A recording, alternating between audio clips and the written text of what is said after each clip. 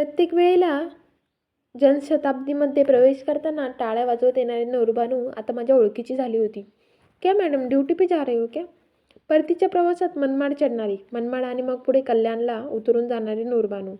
दिसायला अतिशय सुरेख, पण नशिबाने थट्टा केल्यामुळे चमकेले कपडे घालून, डोळ्यात सुरमा घालून, गळ्यात लिपस्टिक, गोल गळ्यांचा ब्लाऊज आणि कुठेतरी मिळालेली चमचमणारी साडी, कपाळावर येणारी मुद्दाम काढलेली केसांची पट. पण त्यांनी कधी गिऱ्हाईकाला हात लावला नाही. कुठल्या लहान मुलाच्या पण गालावर कधी हात फिरवला नाही. फिर दुरूनच टाळ्या वाजवून ती पैसे गोळा करत असे. काय माहीत कोण कोणास ठाऊक चांगल्या खानदानातील वाटायची. औरंगाबाद मुंबई असा माझा दर 2 आठवड्यांचा प्रवास असायचा. प्रवासादरम्यान नूरबानूची ओळख झाली होती. मी तर आता जवळजवळ 6 महिने तिला पाहत होते. ती जवळ आली की मी घेतलेले बटाटवडे, घरून आणलेला चिवडा, चकल्या मी न बोलता तिच्या हातावर ठेवत असे. पैसे देऊ केले तर नको म्हणत असे. एका डब्यामध्ये गर्दी कमी पाहून ती माझ्याजवळ आली. मला म्हणाली, तुम्ही घरून डबा आणता ना? आठवण ठेवून माझ्यासाठी? किती वर्ष झाले घर सोडून. मला फार माझ्या आईची आठवण येते. डोळ्यात पाणी आले होते तिच्या. मला पण फार गहिवरून आले होते. माणूस होती ना नूरबानू. माझ्या लहानपणी माझ्या वर्गात असलेला आनंद मला आठवला. सुरेख गोरापण, कुरळ्या केसांचा, घाऱ्या डोळ्यांचा आनंद जरा वेगळाच होता. हात वर करून कंबर हलवत मधल्या सुट्टीमध्ये नाचत असायचा. काही टारगट मुले मुद्दामच काही भडक गाणी म्हणत त्याला नाचायला प्रवृत्त करतात. मधल्या सुट्टीमध्ये मुलांकडे तसे कोणाचेच लक्ष नसते. हा फायदा घेऊन सगळी मुले गोल बसत आणि एखाद्या चित्रपटातले कॅबरेचे गाणे म्हणत आनंदला नाचायला सांगत. त्यांचा फाजील प्रकार पाहून आम्ही मुली मात्र वर्गाच्या बाहेरच पडत असो. आनंद अभ्यासात चांगला होता. कम्प्युटरमध्ये त्याची फारच गती होती. गणितामध्ये, फिजिक्समध्ये फटाफट गणितं सोडवायचा. पण मग मधल्या सुट्टीत त्याला काय व्हायचं, एकदम तो नाचायला सुरुवात करायचा. त्याची कुरळी केसांची जुलफे उडवत भुवया पण उडवायचा. यांचे गाणे आजा आजा मैं हूँ प्यार तेरा या गाण्यावर अक्षरशः धिंगाणा घालायचा. इयत्ता 7वीमध्ये शाळेची ट्रीप तर कायम स्मरणात राहिली. त्यावेळेस ट्रीप काय म्हणजे दौलताबादचा किल्ला, नाहीतर अजंठा किंवा वेरूळच्या लेण्या. बाकी काही आम्हाला माहीतच नव्हतं. वेरूळच्या लेण्यामध्ये जायचे ठरले. 2 दिवसांची होती सहल. पहिल्या दिवशी दौलताबादचा किल्ला पाहून दौलताबाद जवळच्या हॉटेलमध्ये रात्री राहणार होतो आणि दुसऱ्या दिवशी खुलताबाद, वेरूळ असे सगळे बघून आम्ही संध्याकाळी परत येणार होतो. 7वीच्या 4 बसेस गच्च भरल्या होत्या. मुले मुली आनंदात निघाले. सकाळी 10 वाजता किल्ला चढायला सुरुवात केली. भारत मातेच्या देवळामध्ये सगळ्यांचा ग्रुप फोटो झाला. आता 20 विद्यार्थ्यांचे ग्रुप करून प्रत्येकाबरोबर एक शिक्षक आणि एक गाईड असे सगळे किल्ले बघण्यास निघालो. त्या अंधाऱ्या रस्त्यामध्ये जेव्हा गाईड माहिती देत होता तेव्हा अचानक आनंदच्या तोंडातून किंकाळी बाहेर पडली. सगळ्या मुलांना अंधाऱ्या बोगद्यातून बाहेर काढून शिक्षकांनी हजेरी घेतली. आनंदच्या ओठातून रक्त येत होते. शिक्षकांनी त्याला बाजूला घेतले आणि सावकाश सगळी चौकशी केली.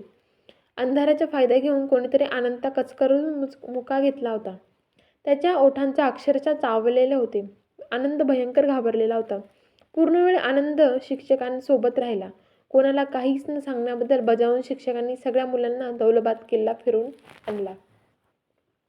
समोरच्या हॉटेलमध्ये संध्याकाळी कॅम्प फायर होते. मुली आणि मुले मोठे मोठे गोल करून बसले होते. बरेचसे बैठे खेळ, गाणी, गप्पा, भेंडे अशी मजा चाललीच होती. मध्येच आनंद बाथरूमला जाण्यासाठी म्हणून उठला. शिक्षकांनी विचारून खोलीकडे निघाला. तेवढ्यात अजून 4-5 मुले कुठली आणि आनंदला म्हणाली, आम्ही पण येतो. त्यांचे वर्गमित्र म्हणून आनंदात त्याच्यासोबत जाऊ दिलं. परत ते 10 मिनिटात आनंदच्या खोलीतून जोरात किंकाळण्याचा आवाज यायला लागला. शिक्षक धावले. पॅन्टवरती हात पकडून आनंद गळबाला लोळत होता.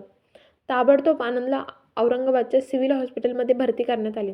डॉक्टरांनी सांगितले ते ऐकून त्यांच्या आईला तर चक्करच आली. आनंदचे वडील पांढरे फटक पडले. आनंदवर बळजबरी झाली होती. त्यांच्याबरोबर केलेल्या 4 मित्रांना त्यांच्या पालकांबरोबर घरी पाठवण्यात आले आणि 2 महिन्यांसाठी सस्पेंड करण्यात आले. तेव्हापासून आनंद गप्प राहू लागला. शाळेतून चांगल्या मार्कांनी 10वी तर पास झाला, पण त्याच्यानंतर मात्र आनंद बरोबरचा संपर्क तुटला. कानावर उडत बातम्या येत होत्या. आनंद नॉर्मल नाही. त्याच्या मनावर प्रचंड आघात झालेला होता. सतत कानावर आलेल्या बातम्यांनुसार आनंद मुलगा असूनही मुलींसारखे वागत होता आणि शेवटी त्या येऊन आनंदला स्वतःबरोबर घेऊन गेल्या. एवढा हुशार, देखणा मुलगा त्याच्या आयुष्याची वाताहत झाली. त्या दिवशीच्या प्रवासात अचानक माझ्या मनात एक कल्पना आली. आमच्या शाळेचा ग्रुप फोटोवरून मी आनंदचा फोटो मोठा करून घेतला आणि नुरबुर्नूच्या हातात दिला. तिला म्हटलं, बघ हा कुठे सापडतो का? तुमच्या जमातीतला आहे. नूरबानू हंसले आणि म्हणाले, दीदी ज़रूर, लेकिन आप मिलके क्या करोगे? हम जैसे लोगों से आपका क्या काम? तरी पण 2 महिन्यानंतर नेहमीप्रमाणे नूरबानू टाळ्या वाजवत आली. माझ्यापाशी येऊन म्हणाली, बाजू की कंपार्टमेंट नंबर 32. ताबडतोब उठून मी बाजूच्या कंपार्टमेंटमध्ये गेले. सीट नंबर 32वर लाल घागरा आणि चमचमणारे ओढणी घेतलेली, लाल लिपस्टिक लावलेली, डोळ्यात सुरमा, मोठे मोठे चमचमणारी बिंदी, कोरलेल्या भुवया, खांद्यांपर्यंत असलेले कोरडे केस, हातांवर लावलेली मेहंदी असणारी कोणीतरी बसली होती तिथे. तिच्या शेजारची सीट रिकामी असल्यामुळे मी तिथे बसले. त्यांच्याकडे निरखून पाहत असताना नूरबानू तिथे आले. म्हणाली, ये रेशमी, पहचान ना? माझ्या स्वतःच्या डोळ्यांवर विश्वास बसत नव्हता. आनंदची रेशमी झाली होती. मी हळूवार आवाजात हाक मारली, आनंद. रेशमीने ताबडतोब माझ्याकडे वळून बघितलं. काय नव्हते तिच्या डोळ्यात? लाज, शरम, स्वतःबद्दल वाटणारी किळस, करुणा. तिचे डोळे पाण्याने डबडबून आले. आनंद बोलायला तयार नव्हता, पण शेवटी मी त्याला बोलते केले. आपली कहाणी सांगताना आनंद परत परत रडत होता. शरीरातले बदल त्याला जाणवत होते. स्वतः मुलगा की मुलगी या संभ्रमात पडला होता. शाळेमध्ये असताना शाळेच्या स्वच्छतागृहात त्याच्या वर्गमित्रांकडून त्यांच्यावरती बऱ्याच वेळेला बळजबरी होत असे. लाजेमुळे कोणापाशी बोलवू शकत नसे. कॉलेजमध्ये गेल्यावरती त्याच मुलांनी त्याचा पाठलाग केला. तेव्हा नाईलाजास्तव त्यांनी स्वतःचे घर सोडले आणि ह्या लोकांमध्ये तो सामील झाला. इतका हुशार आनंद आता टाळ्या वाजवत भीक मागत होता. अतिशय लाजिरवाणा जगत होता. मी स्वतः डॉक्टर असल्यामुळे आनंदला समजावून सांगितले, आनंद, तुझ्यात जो काही बदल झाला तो सगळा नैसर्गिक आहे. त्यामुळे त्याच्यामध्ये लाज वाटण्यासारखे काहीच कारण नाही. मी स्वतः डॉक्टर असल्यामुळे आनंदला माझ्याबद्दल विश्वास वाटत होता. मी त्याला म्हटले, हे असले जगण्यापेक्षा तू ऑनलाईन ट्युशन घेत जा किंवा काहीतरी कर, पण असे लाजिरवाणे जगू नकोस. ऑनलाईन क्लास घेत असल्यामुळे तुझा कोणाशी संपर्क पण येणार नाही. तुझे गणित, फिजिक्स, कम्प्युटर एवढं चांगलं होतं, यामध्ये अजून अभ्यास कर. करस्पॉन्डंटने डिग्री मिळवून स्वतःच्या पायावर उभा राहा.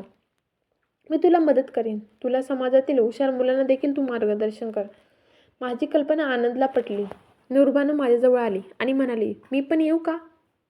दोघांना घेऊन मी मुंबईच्या माझ्या घरी आले. मनामध्ये संभ्रम होता. काहीतरी करायचं होतं. शेवटी आनंद माझा बालमित्र होता. पहिल्यांदा दोघांसाठी व्यवस्थित कपडे खरेदी केले आणि जवळजवळ महिनाभर त्यांना घरातच ठेवून कम्प्युटरची ट्रेनिंग दिले. आनंद हुशार असल्यामुळे तो पटापट शिकला. त्याने नूरबानूला पण शिकवले.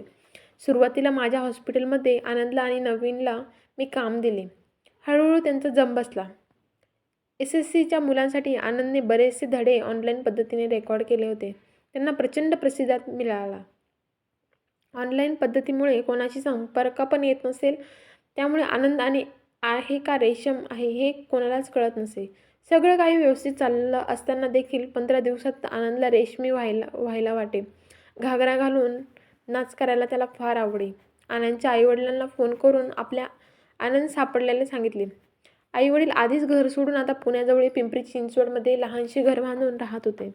आईवडील येऊन आनंदला आणि नवीन नूरबानूला घेऊन घरी गेले.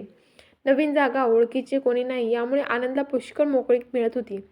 आनंदचे स्वतःचे कम्प्युटर क्लासेस चालू केले. सुरुवातीला फार कमी मुले येत होती, पण हळूहळू जम बसला. त्याची नाचण्याची इच्छा मधून डोके उफाळून वर काढायला लागली. एकदा मी त्याला सुचवले की माझ्या ओळखीचे कोरिओग्राफर आहेत, त्यांच्याबरोबर तू काम कर. व्यवस्थितरित्या डान्स क्लासमध्ये काम करून स्वतःच्या नाचण्याची हौस आनंद भागवू लागला.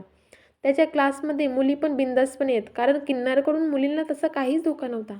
आता आनंद आणि नवीन दोघेजण घर घेऊन एकत्रच राहतात. बाजूच्याच घरात त्यांचे आईवडील आहेत. त्यांचे भावंडे पण त्यांना विचारायला लागली आहेत. किन्नर होणे ही आपल्या हातात नसते, पण एखादा जर किन्नर असेल तर त्याला जातीबाहेर टाकून त्याच्यावरील लाजिरवाणी काम करून घेण्यापेक्षा त्यांना स्वाभिमानाने जगवणे योग्य नाही का? आनंद आणि नवीन यांनी त्यांच्या सारख्या बऱ्याच मुलांना आपल्या घरांमध्ये सामील करून घेतले. हरिमाने आणि फाल्गुनने तर बँकेमध्ये लोन घेऊन रिक्षा घेतली. लहान मुलांना शाळेत ने-आण करण्याचे काम ते दोघेजण व्यवस्थित करतात. रहीम आणि राहीने शिलाई मशीन घेऊन कपडे शिवायचे काम चालू केले आहे. राणी आणि श्यामने कम्प्युटर टायपिंग करून टायपिंगचे आणि झेरॉक्सचे मशीन टाकले आहे. आता कोणीही रस्त्यावर भीक मागत नाही किंवा साध्या वडापावसाठी आपले शरीर विकत नाहीत. सगळ्यांनी काही ना काही काम तरी शिकून स्वतःच्या पायावर उभे राहिले